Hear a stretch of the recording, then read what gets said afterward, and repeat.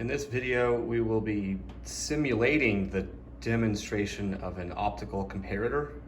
We do not have one at our facility, but this is the glass scale and mounting fixtures we would use to calibrate. And over half the job is setting, the vision system's warming up, is setting up the glass plate. And that is using these fixtures. We won't be able to show that here, but these would mount on your XY stage, and you'd spend a lot of time positioning the glass and adjusting the height, which is the tilt, which I'm simulating with the camera, to get it perfectly aligned with the X-axis.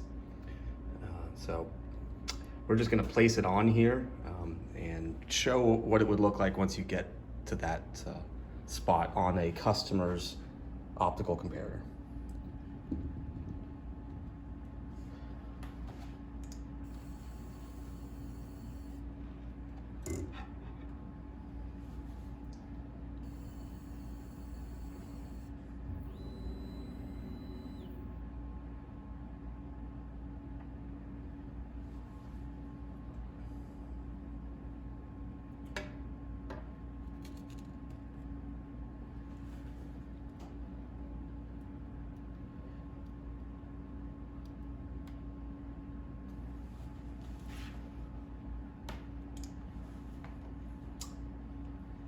So our comparator has a fairly large, or our vision system has a fairly large travel, so we're going to use this stage and take images of our glass scale.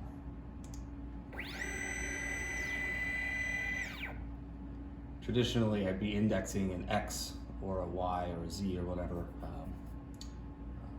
table, and then focusing the focus on the comparator that blows up the image to get it perfectly in focus with my glass so I can see the lines.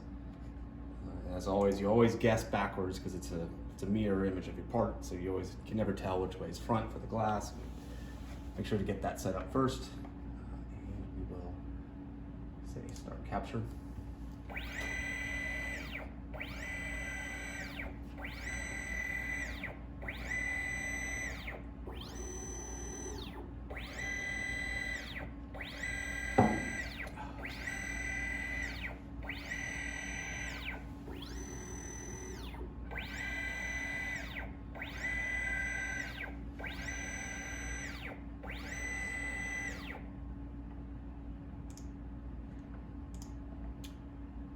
This will be a little hard to see, but on the computer monitor, we are seeing the images of our glass scale. So you can see we have a 12 by 8 glass scale with metric and inch indications on it. And then for this particular piece, I would usually index over and align, choose one of my lines and measure. But with this vision system, this automatically selects lines, so it's a little more complicated, and this is why this just represents what we would do. But we'll measure a line. So here is the Y-axis, and we'll do one on the X-axis. So I'm clicking what I would normally index. You should be able to measure distances between these. So here's a 1-inch Y measurement, and that got amazingly perfectly 1.000, and X got 1.0405, 50 millionths.